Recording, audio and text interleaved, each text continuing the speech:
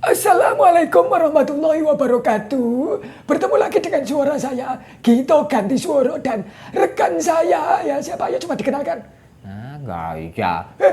Ya sesekali itu saya yang buka itu Mas Alek terus ya. Halo Mas Alek, gimana kabarnya? Saya baik, Mbak, alhamdulillah. Ini nanti yang cerita Mbak Gito apa saya ini? Loh ya tetap Mas Alek ya, kalau saya itu coba iseng-iseng buka aja ya. Gimana kabarnya Mas Alek? Gimana? Sehat-sehat, Mbak, alhamdulillah. Mbak Gito gimana kabarnya, Mbak? Oh tentu saja saya itu ya sehat walafiat. Alhamdulillah, Rabbil Alamin. Terima kasih banyak ya Allah sudah memberikan kesehatan kepada saya ya dan Mas Alek ya. Pendengar ini gimana kabarnya? Ya nanti pendengar biar jawab sendiri. Kan kita nggak live, Mbak, siarannya. Oh iya ya, nggak teleponan ya. Mas Alek, ini hari ini Mas Alek mau cerita apa ini? Nah, sebelum ke cerita, Mbak, tentu saja saya harus mengucapkan terima kasih banyak untuk teman-teman yang baru saja subscribe, baru mendengarkan celotehan kami berdua dan menonton gambar wayang saya yang ya ala kadarnya nggak bagus-bagus amat. Oh loh, kebiasaan sedangkan itu merendah ya, udah rendah. Masalah itu cuma tingginya berapa sih? 158 cm apa 159? Waduh, kepala nyerocos di badan. Itu malah body shaming tuh Mbak Gito ini. Ya enggak gitu Mas Ale. Bercanda. Ya. Gimana ini cerita apa? Nah, enggak, ntar dulu toh, kan menyapa dulu. Terima kasih banyak yang sudah mendengarkan. Dan yang mau subscribe juga silakan di subscribe. Yang sudah nyawer juga terima kasih banyak. Nah, saya mau berbagi informasi dulu sebelum lanjut ke cerita, Mbak. Apa ini ada info lowongan kerja apa gimana? Bukan lowongan kerja. Jadi ini kan untuk menyambut bulan puasa. Nah, saya sudah apa namanya? Oh iya, bentar lagi mau lebaran ya. Ya puasa dulu toh, Mbak. Oh iya, ya bagi yang puasa ya. Yang nggak puasa ya nggak apa-apa. Lah iya, kan kepercayaan kita juga beda-beda. Ada yang Nasrani, ada yang Hindu, ada yang Buddha, ada yang KTP-KTP-an. KTP-KTP-an kayak Mas Ale ya. Nah, ya jangan juga gitu tuh, Mbak. Ya. Gimana? Untuk menyambut bulan puasa. Nah, untuk menyambut bulan puasa, ini saya nggak ngajak TPA ya. Ya kayak cucu saya ya diajak TPA ya. Ada apa ini Mas Ale? Saya ada. Jadi sebelumnya tuh selama ini saya sudah merekam banyak audio, Mbak. Apa itu? Apa? Nah, saya mau membacakan atau mendalangkan dongeng 1001 malam dari buku jilid pertama. Insya Allah mudah-mudahan selesai ya. Tapi sejauh ini sudah banyak episodenya, tinggal nanti diputar aja di channel saya ini. Nah, nanti sementara itu jangan kaget ya teman-teman yang menunggu unggahan wayang saya. Di sela-sela menunggu unggahan wayang saya itu di hari-hari, biasanya kan kalau saya ngunggah wayang itu kan di hari Sabtu atau Minggu kan, Mbak? Iya betul. Nah, nanti sebelum hari Sabtu atau Minggu itu akan ada unggahan saya dalang ya, pura-pura dalang lah, Mbak, orang saya bukan dalang. Oh lo kebiasaan ya, nanti saya body shaming lagi ya. Nggak gitu. Apa unggahannya apa? Ya itu tadi 1001 malam. Oh iya. Di hari-hari sebelum Sabtu sama Minggu sambil nunggu yang unggahan wayang gitu ya. Ya betul sekali. Nanti silakan teman-teman biar enak, nanti saya udah bikin playlistnya ya. Yang mau dengerin wayang semuanya ada di playlist wayang ya. Dikorek-korek aja itu di channel saya. Nanti yang mau mendengarkan dongeng-dongeng misalnya, saya juga punya. Saya nanti bikin playlistnya. Yang untuk 1001 malam juga saya sudah bikinkan playlistnya. Silakan dinikmati nanti ya. Komentar juga langsung dibagi-bagi juga. Mudah-mudahan berkenan apa yang saya kelak sajikan, insya Allah ya. Kalau saya masih punya umur panjang, berjumpa lagi suara saya dengan telinga Anda. Iya, amin. Iya kan, umur kan nggak pernah ada yang tahu kan, Mbak? Betul yang tahu itu cuma Allah Subhanahu wa Ta'ala. Nah, betul sekali. Lah sekarang Mas Ali mau cerita apa? Nah ini udah jelas pendengar hari ini. Padahal minggu kemarin tuh saya udah bilang, nggak usah ketawa-ketawa. Ini saya mau nyeneni Mas Ali dulu ini pendengar. Di minggu kemarin kan beliau ini ya, yang orangnya pikun ini, udah janji ke saya nanti, ya Mbak nanti dibawa gambarnya. Buktinya sekarang ini gambarnya kan dibawa lagi pendengar. Ya maaf Mbak, maaf, namanya juga kan manusia, tempatnya salah dan lupa. Ya kalau salah dan lupanya itu terus-terusannya kebangetan. Apa-apa itu dicatat, ada namanya teknologi itu handphone ya, dia alarm dibunyikan kalau ketemu sama Mbak Gito mau siaran itu disiapkan gambarnya. Ya. Alah gitu aja kok. Senangannya itu kudu dijewer masalah ini. Jangan Mbak, ampun. Ya, udah cerita. Nggak apa-apa lah. Saya yang umurnya sudah 86 tahun aja. Waduh, udah 86 tahun loh. Kayaknya saya lupa ya saya. Ya udah langsung cerita aja, ini tak kepanjangan ya. Nah ya, baik pendengar, makasih banyak Mbak Gito udah diberikan kesempatan saya untuk ngomong. Saya tak ngudut dulu. Loh, tak ngudut lagi. Lah kan nggak ada anak-anak di sini juga Mbak Gito. Saya tanya nggak keberatan kan Mbak kalau saya ngerokok? Nggak apa-apa kata. Ya, usah udut aja udut. Saya itu udah stop udut nih malah udah udut. Masih nom loh ya. Man paru-paru nih masalah lagi. Ya. Terima kasih sudah mengingatkan. Yang penting yang merokok seperti saya ingat tempat ya. Maksudnya itu ya ada smoking room gitu. Kalau di situ ada anak-anak ya jangan balbul seenaknya sendiri. Jadi perokok yang beretika. Seperti saya. Alah, masalah ini ngalem diri sendiri. Ya ini saya langsung cerita ya Mbak. Ya, cerita. Nah ceritanya adalah anak gembala enggak. Ya, maaf pendengar ya. Sok ceritakan. Nah ceritanya adalah tentang Wibisana. Wayang yang sedang saya gambar ini adalah wayang Wibisana Mbak. Oh ya, Wibisana. Itu adiknya Rahwana ya? Betul sekali Mbak. Nah kan Indrajit sudah, leluhurnya Alengka juga salah satunya udah ya, yang Hiranyakasipu, terus Rahwananya sudah gitu. Trijata anaknya Wibisana juga udah. Nah huruf W karena ngeling sama yang wayang sebelumnya saya pilih Wibisana. Kita kembali ke zaman Ramayana ya pendengar. Nah tapi wayang yang sedang saya gambar ini gagraknya ini saya campur-campur. Kalau kapangannya, blegernya ini keseluruhannya sebenarnya saya ambil referensinya dari wayang koleksi RRI Yogyakarta ya.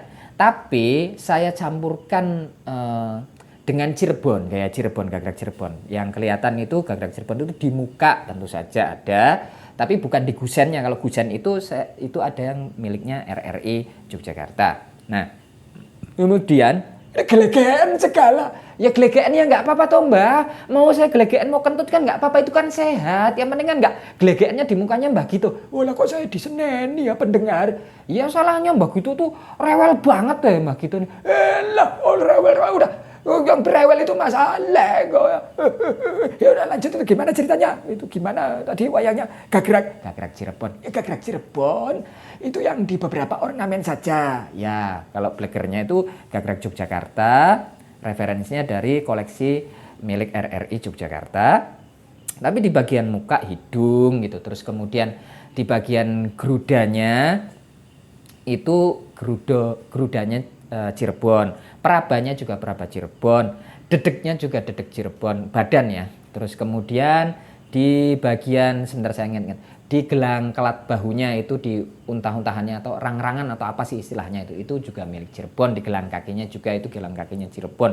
Nah tapi dasarnya adalah wayang Yogyakarta dengan Wibisana ada gusennya ya, karena saya mengambil waktu Trijata itu pakai gusen ya, jadi biar seimbang gitu ya, kan itu anaknya ya, jadi bapaknya juga Wisanggeni. Kok Wisanggeni? Lo kok malah Wisanggeni? Ini ketahuan ya sebenarnya udah nyiapin Wisanggeni tapi nggak ngeling sama mana-mana ya, udah diangan. Sebenarnya gitu Mbak, saya tuh pengen gambar Wisanggeni tapi belum ngeling sama wayang yang lain, jadi sini keceplosan. Iya makanya itu kebanyakan dosa itu. Ya alhamdulillah lah saya dituduh terus sama Mbak Gito ini. Saya bagi-bagi dosa sama Mbak Gito. Ya saya dituduh terus kok. Ya lanjut. Maaf masalah, maaf. Ya tahu kalau Mbak Gito itu sukanya bercanda pendengar ya. Iya kayak masalah itu sukanya bercanda. Kok sedih digaplok ini. Lucu aja ya kan, pengen gaplok masalah itu pengen jiwel. Emangnya ini saya roti jiwel apa gimana? Saya lanjutkan ya Mbah. Nah itu bukan deskripsi ya, penjelasan keterangan tentang wujud wayangnya. Jadi jangan kaget loh kok Wibisananya begitu itu. Karena memang keterangannya seperti yang saya tadi bilang. Nah Wibisana sendiri seperti yang banyak pendengar tahu bahwa dia adalah anak keempat dari Wisrawa dengan Sukesi. Jadi anak pertama adalah Rahwana, kemudian ada Kumbakarna, ada Sarpakenaka, kemudian Wibisana. Di antara empat-empatnya ini yang paling halus budi sebenarnya, yang menuju perangainya sangat manusia itu adalah Wibisana. Ya Kumbakarna itu juga baik, tapi perangainya tetap raksasa. Dia makan selama 6 bulan terus tidur selama 6 bulan gitu ya. Beol 6 bulan. Waduh, itu apa nggak kebebelen? Ya nggak tahu Mbak, orang dongengnya ceritanya seperti itu kok. Malah iya kan, makan 6 bulan itu. Nanti aja Mbak, nanti ceritanya di Kumbakarna. Oh iya, disimpan dulu ya masalah. Iya. Nah, kemudian hanya Wibisana yang perangainya menuju ke manusia ya, akhlaknya. Nah, saat semuanya bertapa mencari kesaktian, Wibisana waktu ditanya sama dewa-dewa itu apa yang kamu inginkan, Wibisana itu memintanya bukan tentang kesaktian, bukan tentang aji-aji. Dia cuma meminta kebijaksanaan ada di dalam dirinya, di dalam pikirannya, di dalam batinnya. Sehingga dia bisa melangkah menapaki kehidupan ini dengan baik, dengan bijak, dengan selaras, dengan harmonis seperti itu. Wibisana seperti itu. Oh halus sekali ya, kayak Mas Alek gitu. Enak aja kalau Mas Alek itu ya kasar ya, makanya kemarin tuh harus diamplas ya. Masih ingat aja loh bagian yang itu.